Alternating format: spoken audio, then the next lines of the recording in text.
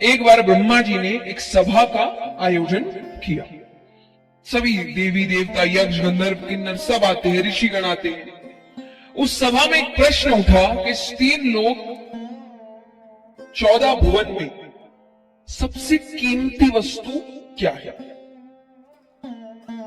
सब अपनी अपनी राय देने लगे। कोई कहे कि हीरा, कोई कहे सोना, कोई कहे चांदी। वहां ऋषिगण भी बैठे हैं तो उन्होंने मना कर दिया। वो कहे कि ये सारी वस्तुएं तो बहुतों के पास है, यहां भी होगी। किस किस के पास सोने की वस्तु है, हाथ उठाना।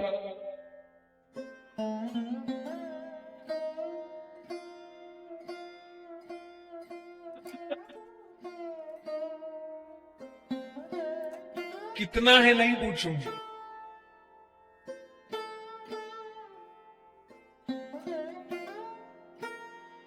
बट है कि नहीं।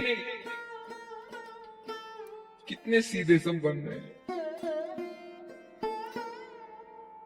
देखिए, अंदर से हम सबको पता है कि सबके पास है ना। सबके कितना है क्या नहीं है वो व्यक्ति व्यक्ति पर निर्भर करता है। पर ये ऐसा कि कुछ ना कुछ सोने की वस्तु हर एक व्यक्ति के पास आपको मिल जाएगी। जो सबके पास मिल जाए वो सबसे कीमती कैसे हो। सबसे कीमती तो ऐसा हो कि जो हर किसी के पास मिले ही ना, ढूंढने पर मिले। तो सब सोचने लग गए कि फिर आप ही बताइए कि सबसे कीमती क्या है। तब ऋषि गणों ने कहा अगर सबसे कीमती कुछ है वो है प्रेम।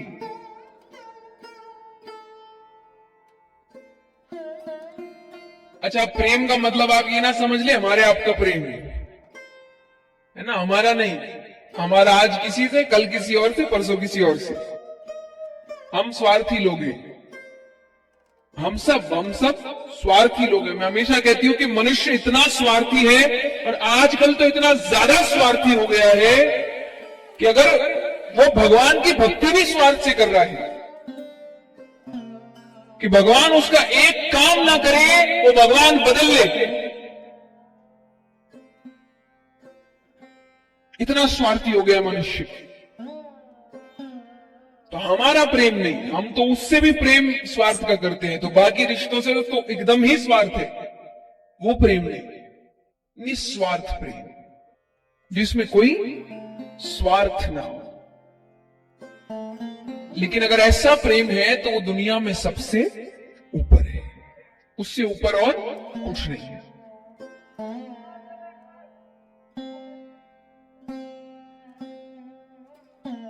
तो सबने कहा कि ठीक है, पर ये मिलेगा कहां, कहीं तो होना चाहिए जिसको देखकर हम भी सीख ले। तो फिर वापस सब अपनी अपनी राय देने लगे। तो कोई कहे कि हो ना हो ब्रह्मा ब्रह्माणी के पास तो होगा। वो कहे कि नहीं, ब्रह्मा जी तो रचना के कार्य में बड़े व्यस्त हैं। अब नारद जी भी बैठे हैं। नारद जी किसके भक्त हैं? विष्णु भगवान और लक्ष्मी माता। तो उन्होंने कहा कि मेरे प्रभु विष्णु भगवान और लक्ष्मी माता के पास तो जरूर है। सबने कहा वहां भी उतना प्रेम, क्योंकि अगर इतना प्रेम होता तो भगवान समय न समय देकर भक्तों के पीछे नहीं दौड़ते। तो बोले फिर आप ही बताइए। बोले अगर प्रेम की पराकाष्ठा कहीं है तो वो है महादेव जी और पार्वती माता के पास।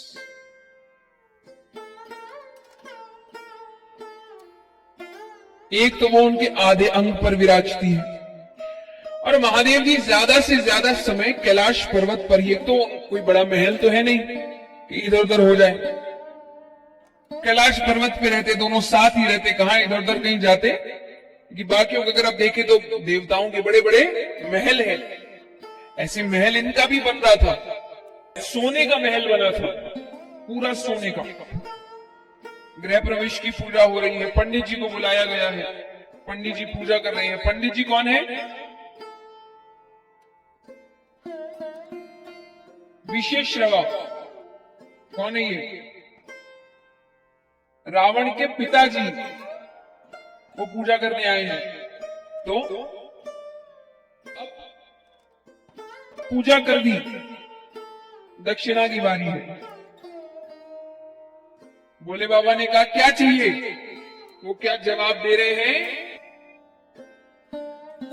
विशेष रवा बड़ा ही। बाबा को जितना हम सब जानते हैं, उनका जवाब क्या हुआ होगा?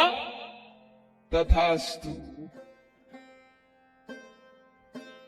तो अब जो कथा के पीछे कथा होती है, वो जो सोने की लंका थी वो रावण की नहीं थी, वो पार्वती माता का बनाया हुआ महल था, जो उन्होंने अपनी मर्जी से बनाया था। रावण के पिताजी ने दक्षिणा के स्वरूप में ले लिया था। सुंदर, हमें कई बार लगता है उसको ऐसे कैसे मिल गया, या उसको तो रातों रात मिल गया, अरे उसको तो ऐसे ही मिल गया। नहीं, एक बात याद रखना, हर व्यक्ति को उसको अपने कर्मों का ही मिलता है। या तो इस जन्म के कर्म है, या तो पिछले जन्म के कर्म है, पर कर्म उसके ही है और उसको अपने ही कर्मों का फल मिल रहा है। इसीलिए ये सोचकर उसको मिल गया, मुझे नहीं मिला, उसको मिल, इससे कुछ नहीं होना, अपने आप को ही दुखी कर रहे हो और जबरदस्ती एक नकारात्मक भावना किसी और व्यक्ति के प्रति ग्रहण कर रहे हो।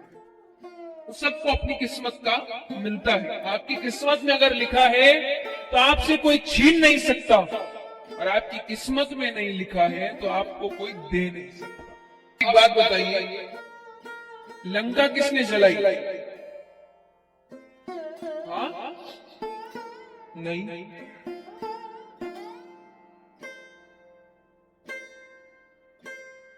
लंका किसने जलाई? नहीं। रावण के अहंकार और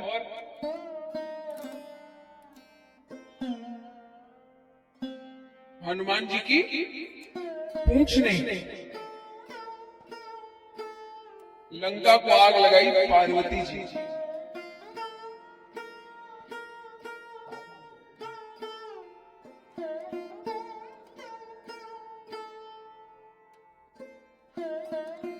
नहीं बात कथा के पीछे कथा जो मैं बता रही थी, सुनिए। तब ये हो गया, सोने का जो महल था वो तो चला गया, वापस कैलाश पर्वत पे आ गए। पार्वती जी के मन में क्रोध था, क्योंकि है तो गलत बात था, ऐसे थोड़ी आप घर आप इतनी मेहनत से बनाएंगे, पंडित जी पूजा करने आए और दक्षिणा में घर लेके चले जाएंगे, कोई सही बात थोड़ी है, गलत ही हुआ जो हुआ। और भोले बाबा भोले हैं तो भोलेपन का फायदा उठाया, और असलियत में वो घर का चाव भोले बाबा को तो कभी था ही नहीं। चाव जिनको था उनसे तो पूछना चाहिए था एक बार, उनसे किसी ने पूछा ही नहीं, तो क्रोध था उनके अंदर। तो जब राम अवतार हो रहा था, हम सभी जानते हैं कि हनुमान जी किसका रूप है? शिव जी का। तो जब वो अवतार ग्रहण कर रहे जा रहे थे, तो माता ने कहा मैं भी चलूं। तो हनुमान जी ने कहा कि तो मैं ब्रह्मचारी के रूप में जा रहा हूं, और ऊपर से जिस समय जा रहा हूं उस वक्त मेरे प्रभु खुद ही अपनी पत्नी से दूर होंगे, उनके वियोग में होंगे, मैं कैसे पत्नी के रूप में किसी को लेकर चला जाऊं? तो माता ने कहा ठीक है, फिर ऐसा रूप लेते हैं कि आपके साथ होकर भी मैं आपके साथ नहीं रहूं। तो पार्वती जी हनुमान जी की पूंछ बनकर जाती है। इसलिए अगर हनुमान जी कोई आग लगाना होता तो हाथों का इस्तेमाल नहीं कर लेते, लेकिन आग किसने लगाई? पूंछ। असलियत में आग पार्वती जी ने लगाई थी कि महल मेरा था, मेरा ही रहेगा, और मेरा नहीं तो किसी का। तो उन्होंने लंका को आग लगा दी। तो ये इस प्रकार कथा थी, वरना वहां पर लंका को आग लगाने की कोई बात थी नहीं। तो इस प्रकार जो घर की बात आती है, तो वो कैलाश पर्वत पे ही फिर रहते थे दोनों। तो कहा कि अगर सबसे ज्यादा प्रेम किसी में है तो ये दोनों में ही हमेशा साथ रहते हैं। नारद जी ने कहा इतना ही प्रेम है तो अगर मैं उनके बीच झगड़ा करवा दूं तो अब आपको लग सकता है कि पति पत्नी के बीच तो झगड़े होते ही हैं, कौन सी बड़ी बात है। आपस में झगड़ना अलग है, किसी तीसरे की वजह से झगड़ना, अगर कोई तीसरा आए और आपके भी झगड़ा करवा के चला जाए तो फिर आपके प्रेम में अभी भी कमी है। तो उन्होंने कहा मैं झगड़ा करवा दूं। सबने कहा तब की तब देखी जाएगी। अब नारद जी रोजाना जाए और दोनों को साथ बैठा देखकर वापस आ जाए। अब एक दिन संयोग से भोले बाबा कहीं गई हुई थी, माता अकेली थी। नारद जी जाते हैं, माता को प्रणाम करते हैं। माता ने कहा कैसे आना हुआ? बोले वो बाबा से कुछ जरूरी काम था, कहाँ है? माता ने कहा वो तो अभी अभी निकले हैं, अगर बहुत जरूरी काम है तो मुझे कह दो, मैं उनके आते ही उनसे कह दूंगी। नारद जी कहते नहीं, वो थोड़ी व्यक्तिगत बात थी। व्यक्तिगत यानी हाँ पर्सनल, कि थोड़ी पर्सनल बात थी, सबको नहीं बता सकती। माता ने कहा आपके बाबा और मेरे बीच कोई व्यक्तिगत बातें नहीं रहती, वो सब कुछ मुझे बताते हैं। नारद जी कहते मैं नहीं मानता। पुरुष कोई ना कोई बात तो स्त्री से छुपाता है, अब वो कोई भी हो। अब यहां जितने भी शादीशुदा पुरुष बैठे हैं, घर जाके सबकी क्लास लगेगी, पर सच है, कथाओं में बातें झूठी नहीं लिखी होती। बोले कोई भी हो, यहां भोले बाबा तक की बात है, साधारण मनुष्यों की तो क्या ही बात करेंगे। तो पुरुष कोई ना कोई बात तो स्त्री से छुपाता ही है। माता ने कहा ऐसा कुछ नहीं है। नारद जी ने कहा कुछ नहीं है तो आपने अमर कथा सुनी है? बोले ये कौन सी कथा है? अरे बोले बहुत गोपनीय कथा है, बाबा हर किसी को नहीं सुनाते, जिससे सबसे ज्यादा प्रेम करते हैं उसे ही सुनाते हैं। माता ने कहा इसका मतलब मुझसे प्रेम ही नहीं करते? बोले वो मैं क्या जानू। अच्छा मैं चलता हूं, बाबा से मत कहिएगा कि मैं आया था। नारद जी ने अपना काम कर दिया। अब देखिए ऐसे भी आपको पता है कि नहीं मुझे नहीं पता, पर भोले बाबा आए दिन पार्वती जी को कोई ना कोई कथा सुनाते रहते हैं। कई दोहे आप सुनेंगे, जैसे एक है उमा राम स्वभाव जिन जाना तीनी भजन तजी भाव नाना। कि उमा कौन है? ये जैसे इस नाम के अधिकतर जो दोहे वो सब भोले बाबा पार्वती जी को जब कथा सुना रहे होते तब कहते हैं। तो वो आए दिन कोई ना कोई कथा सुनाते हैं, तो उनको भी लग रहा है ना जब इतनी कथाएं सुनाई तो ये क्यों नहीं, इसका मतलब फिर कोई बात है। तो उनके मन में बात बैठ गई। अब उनको लग रहा है अमर कथा कौन सी है, ऐसी कौन सी कथा है, मुझे क्यों नहीं सुनाई।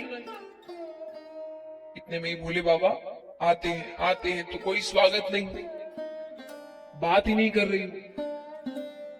भोले बाबा ने नाराजगी का कारण पूछा, क्या हुआ है?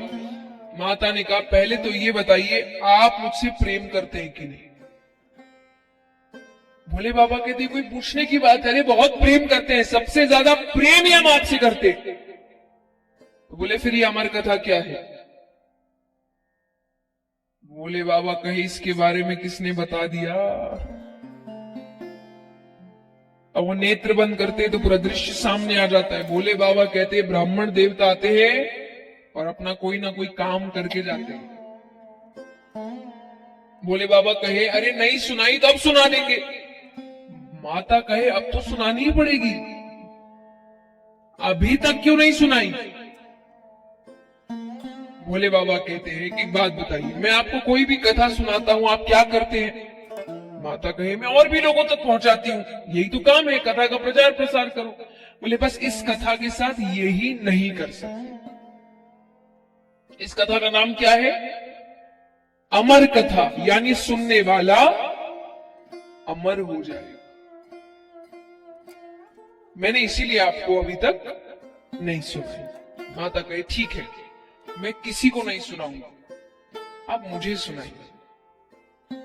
तो कैलाश पर्वत की ऊंची शिला पर जाकर बैठते हैं, कल्पतरु वृक्ष के नीचे।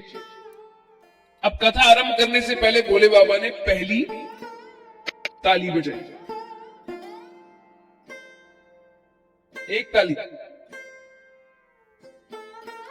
अब यहां पर ताली का महत्व बताया गया है, क्योंकि ताली बजाते ही जितने भी जीव जंतु थे कैलाश पर्वत पे, वो सब कैलाश पर्वत छोड़कर जाने लगे। ताली का महत्व क्या है? देखिए, स्वास्थ्य अनुसार तो पता ही होगा आपको, नहीं तो हमारे श्री आदरणीय रामदेव बाबा बताते ही रहते हैं आकर कि ताली का महत्व क्या है। तो शारीरिक तौर से महत्व तो पता है, अब भगवत तौर से महत्व क्या है कि हम जब अधिकतर देखते हैं कि आप कथा या कीर्तन में जाइए तो जो भजन गा रहे हैं या जो महाराज कथा कर रहे हैं सब ताली बजाने को बहुत कहते हैं, और कई बार लोग झुंझला जाते हैं, क्या बार बार ताली ताली बजा रहे हैं? नहीं, ताली आपको और भगवान को करीब लाने का एक माध्यम है। ताली से कुछ सांसारिक चीजें हमसे दूर होती है, जैसे उदाहरण स्वरूप फायदे बता रहे हैं।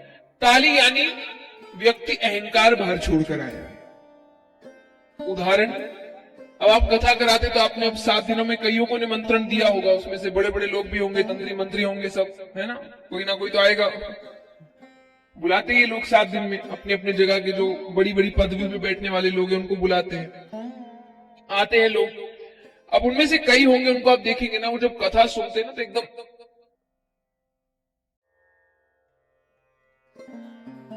ताली नहीं बजाते, एकदम कठोर होकर बैठेंगे। इसी व्यक्ति को अपने घर में अपने पोता पोती के सामने उसको हंसाने के लिए जोर जोर से ताली बजाने में शर्म नहीं आती है, पर कथा या कीर्तन में आके ताली बजाने में बड़ी शर्म आती है।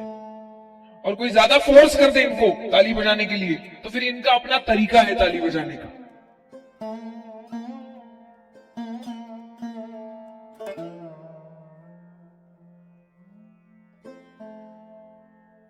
इससे अच्छा तो ना बजाओ। पर इसका अर्थ क्या है? यानी व्यक्ति यहां भी ये सोच रहा है मैं कौन हूं। तो ताली यानी आप अपना अहंकार दरवाजे के बाहर छोड़कर आते हैं कि यहां तो मैं कुछ नहीं, तो आपके अहंकार को खत्म करती है। दूसरा, आलस्य। अब देखिए, कथा में ना कोई एक कथा नहीं चलती, कितनी कथाएं आती है, एक तो उसका कंफ्यूजन, और फिर कितनी देर तक बातें बातें बातें, ज्ञान की बातें, तो थोड़ा एक दो झपकी लग जाती है। इतनी देर तक व्यक्ति सिर्फ सुन ही रहा है चुपचाप बैठकर। इसलिए कोशिश किया जाता है कि जब भजन आए बीच में तो आप अच्छे से ताली बजाए, तो आपके शरीर के अंदर वो एक ऊर्जा पैदा करे, तो काफी देर तक आपको थोड़ा सा आलस्य से दूर रखे, तो आलस्य दूर करती है।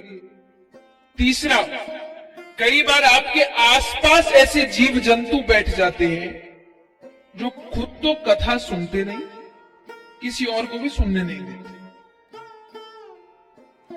हर थोड़ी देर सॉफ्ट पानी लेने, कहां से आए हैं, किस गांव से, परिवार में इनकी अपनी कथा चल रही है। हर जगह होंगे, कुछ ना कुछ होंगे, उनको हर थोड़ी देर में कुछ ना कुछ बात करनी है। लेकिन अब ऐसे के कथा में भी आएंगे, ये कथा से मतलब नहीं, आएंगे 7 दिन। एक बार 2 दोस्त थे, उनके गांव में कथा होने वाली थी, दोनों बड़े उत्साहित हुए। अब उसमें से एक दोस्त को कोई जरूरी काम था उसी दौरान, तो वो कहे मैं तो सुन नहीं पाऊंगा, तुम जाना। वो कहा हाँ हाँ बिल्कुल मैं तो जाऊंगा। 7 दिन गया वो। अब कुछ दिन बाद जब दोस्त वापस आया तो उसने कहा तुम गए थे? बोले बिल्कुल गए थे। बोले कैसी हुई कथा? बोले 1 नंबर, इतनी अच्छी कथा, इतनी अच्छी बातें बताई गई, तुमने तो बहुत अच्छा। वो तारीफ पे तारीफ कर रहा है, वो इतनी तारीफ कर रहा है कि इसको लग रहा है कि ऐसा क्या सुन लिया। तो इसने कह दिया एक तो बात मुझे भी बताओ ना। तो उसने कहा कि अरे बहुत अच्छी कथा हुई है। बोले क्या क्या बोला बताओ। अरे बोले इतनी अच्छी बातें बताई गई। बोले क्या बताई गई? बोले वो याद नहीं, पर कथा बहुत अच्छी हुई। तो क्या अच्छी हुई? दूसरी ताली बजाते हैं तो महादेव जी का जो त्रिशूल है वो 3 बार कैलाश पर्वत की परिक्रमा करता है कि कोई छिपकर तो नहीं बैठा। अमर कथा है भाई। तीसरी ताली बजाते हैं, सुगंधित हवाएं बहने लगती है, भक्ति में वातावरण हो जाता है। अब भोले बाबा कहते हैं पार्वती जी से कि एक बात और, इस कथा में निद्रा रानी भक्त की परीक्षा लेने आती है। निद्रा रानी यानी नींद। तो आप ध्यान से सुनिएगा, अगर ध्यान भटका तो वो अपनी गोद में ले लेगी। माता ने कहा मैं बिल्कुल ध्यान से सुनूंगी। फिर भी भोले बाबा कहते सुरक्षा के लिए, क्योंकि हो सकता है कथा करते करते मैं ही नेत्र बंद कर लूं, तो आप हर थोड़ी देर में स्वामी कहते रहिएगा। मेरे कानों में आवाज आएगी तो मुझे समझ आ जाएगा कि आप सुन रही हैं। माता ने कहा ठीक है। अब जिस पेड़ के नीचे बैठे हैं उस पेड़ पर एक सूवे का अंडा पड़ा है। सूवा यानी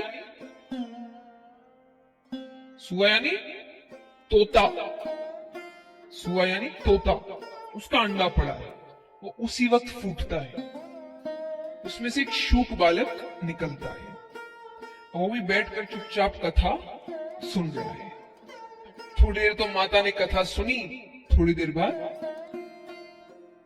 सो गई। भोले बाबा भी नेत्र बंद करके कथा कहे जा रहे हैं। वो सो रही है, लेकिन भोले बाबा रुक ही नहीं रहे।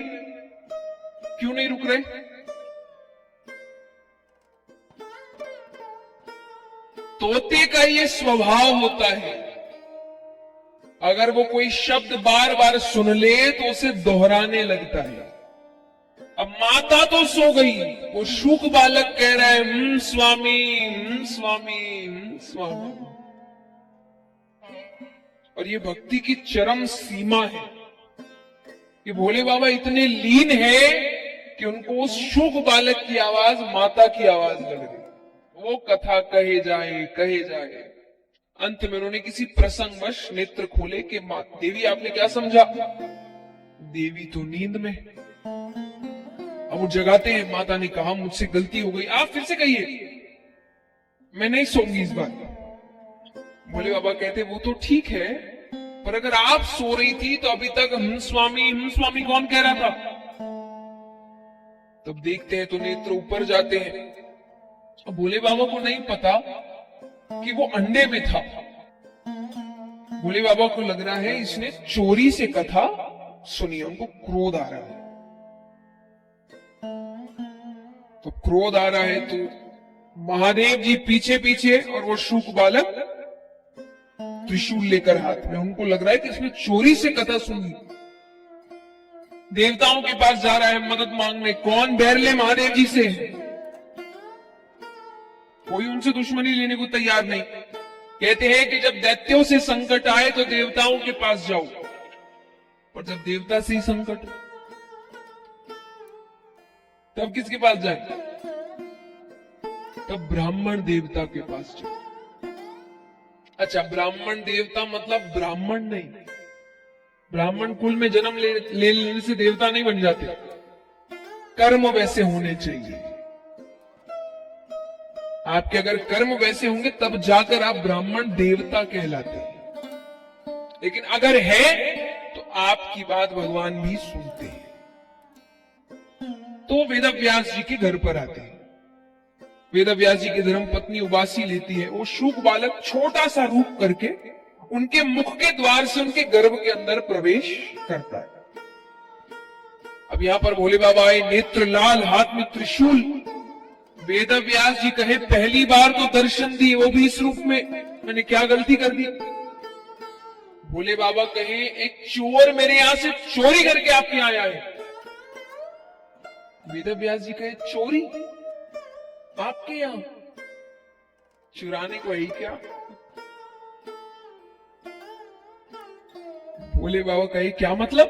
अरे बोले मेरा मतलब आप तो कैलाश पर्वत पे रहते हैं, सोना चांदी कुछ रखते नहीं, अब खाने की वस्तु चुराई हो, उसके लिए इतना क्रोध?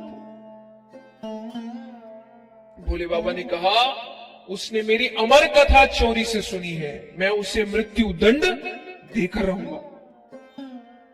वेदव्यास जी कहे सही नाम है आपका भोले भंडारी। क्यों? बोले अगर उसने अमर कथा सुन ली वो तो अमर हो गया, आप उसे मार ही नहीं सकते। और अगर मान लीजिए आप महाकाल है, सर्वशक्तिमान है, आप उसे मार दें तो आपकी अमर कथा झूठी हो गई। इसीलिए कहते क्रोध नहीं करना चाहिए, क्रोध में सोचने समझने की शक्ति खत्म हो जाती है। अब कई तो यहां पर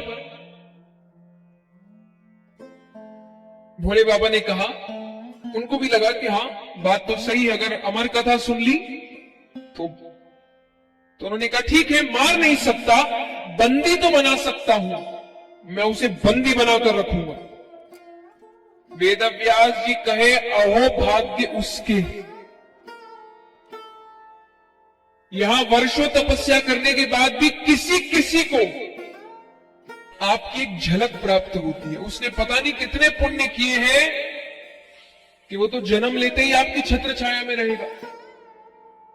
भोले बाबा ने कहा अब आप जो भी सही समझे, एक बच्चे को जन्म लेने में कितना समय लगता है?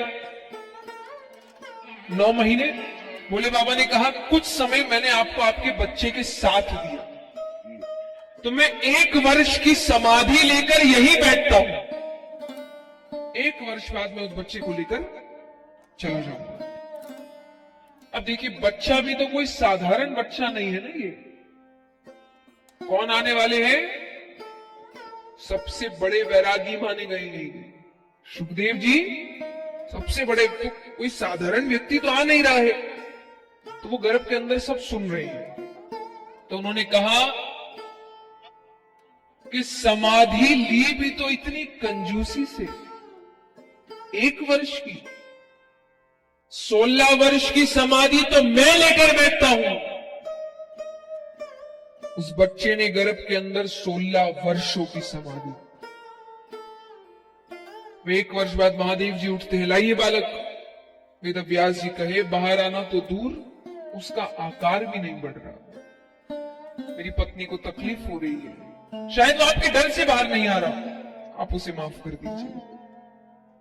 जैसा मैंने कहा, अगर आपके कर्म देवताओं से होते हैं तो आपकी बात भगवान भी सुनते हैं। भोले बाबा मान गए, चले गए, लेकिन वो बच्चा बाहर 15.5 वर्ष तक नहीं आया। भगवान को नीचे आना पड़ा। तो भगवान नीचे आए हैं, गर्भ के बाहर से बातें कर रहे हैं। भगवान कहे कि तुम बाहर आ जाओ, ये दुनिया बहुत सुंदर है। वो बच्चा कहे इसीलिए तो नहीं आना, ये दुनिया इतनी सुंदर है कि यहां आके जीव आपको भूल जाता है, आपको मानने से इनकार कर देता है। और भगवान कहे तुम अंदर तो नहीं रह सकते, तो बोले काम करिए, आप अपनी मोह माया रोक दीजिए, मुझ पर चढ़ेगी नहीं, तो मैं बाहर भी ऐसा ही रहूंगा जैसा यहां हूं। भगवान कहे मोह माया तो नहीं रुक सकती, बोले फिर मैं अंदर ही ठीक हूं।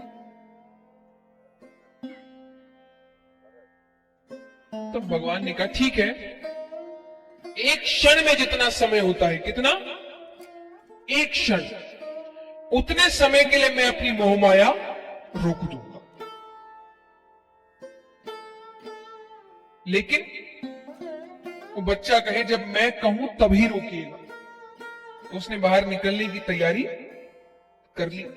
भगवान यहां अपनी मोह माया रोकते हैं, कितने समय के लिए?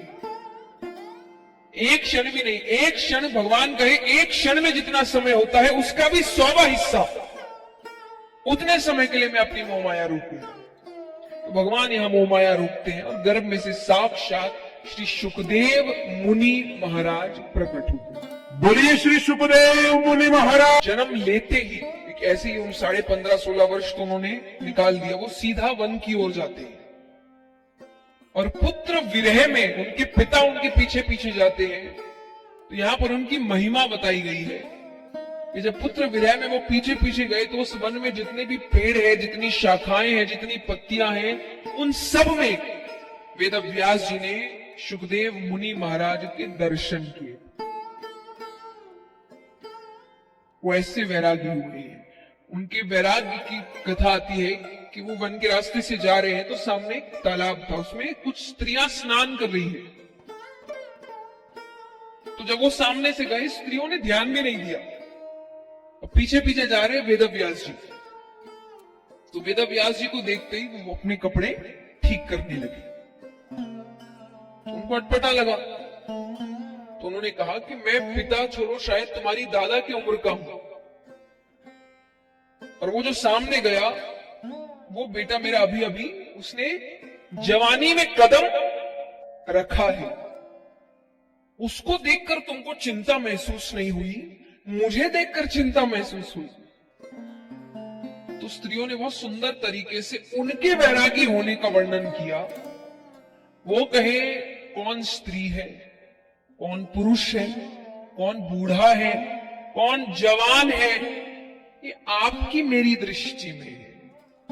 उनकी दृष्टि में तो सब एक ही है, भगवान के बनाए हुए जीव। वो सबको एक ही दृष्टि से देखते हैं। हम कहते हैं ना कि एक भाव होना चाहिए, एक दृष्टि। क्या है? सबको आप एक दृष्टि से देखो, यही है। उनकी दृष्टि में कोई बूढ़ा, जवान, बच्चा, बड़ा, अच्छा, बुरा, स्त्री, पुरुष, ये सब नहीं है। वो एक ही दृष्टि से सबको देख रहे हैं। तो उस स्त्रियों को उनको देखकर इतना फर्क, उनको पता है कि उन्होंने शायद ध्यान भी नहीं दिया होगा, लेकिन हमारी आपकी दृष्टि में इतनी बातें हैं कि मैं बूढ़ा हूं, उसने जवानी में कदम रखा है। तो ऐसे वैरागी हुए और वो ऐसे गुरु हुए। कहते हैं कि सुखदेव जी जैसे गुरु मिल जाए तो व्यक्ति धन्य हो जाए। 7 दिनों में राजा परीक्षित को भगवान से मिला दिया था, सिर्फ 7 दिन।